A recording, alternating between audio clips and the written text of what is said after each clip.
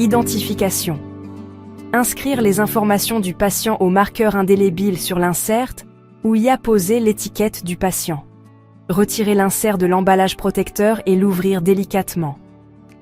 Recourber l'insert au niveau de la charnière et le placer dans le Waterless Milk Warmer, chauffelet sans eau. Déployer l'insert à l'intérieur du chauffelet. Placer le plateau au fond de la cavité du chauffelet. Toujours utiliser un plateau d'insertion, même lors du réchauffage dans le port pour seringue, afin de maintenir l'insert bien étalé pour une circulation adéquate. Pour seringue ou protecteur de colostrum, l'insérer dans le port pour seringue pouvant contenir une capacité maximale de 60 mg. Pour récipient collecteur, le placer à l'intérieur du chauffelet en le posant sur le plateau. Le chauffelet peut contenir des récipients en plastique et en verre d'une capacité de 250 cm à max et d'une hauteur de 162 m max. Ne pas réchauffer les sachets ou récipients de conservation munis d'une tétine dans le chauffelet. N'utilisez qu'un seul récipient, ou seringue, ou protecteur de colostrum à la fois dans le chauffelet.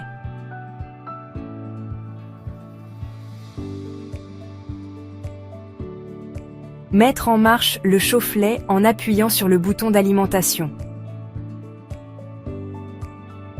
Choisir le mode réchauffage ou décongélation du lait. Appuyez ensuite sur Entrée sélection de la température de départ en appuyant sur les flèches pour sélectionner l'icône.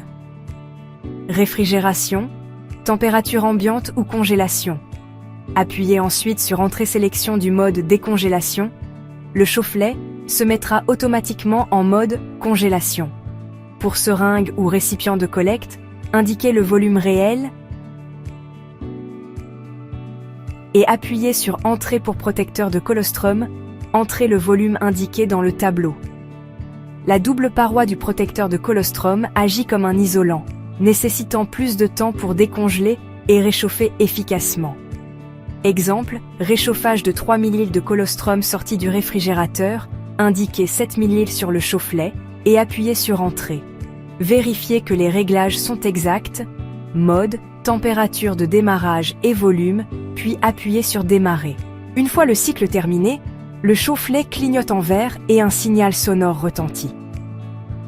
Il est important de noter que les cristaux de glace resteront présents pendant le mode dégivrage.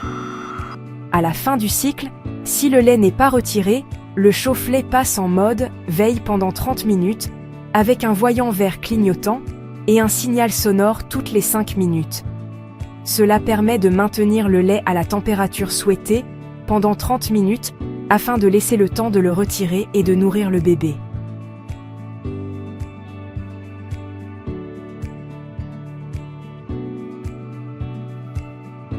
Toujours se laver les mains avant de toucher ou d'utiliser le chauffelet et les inserts.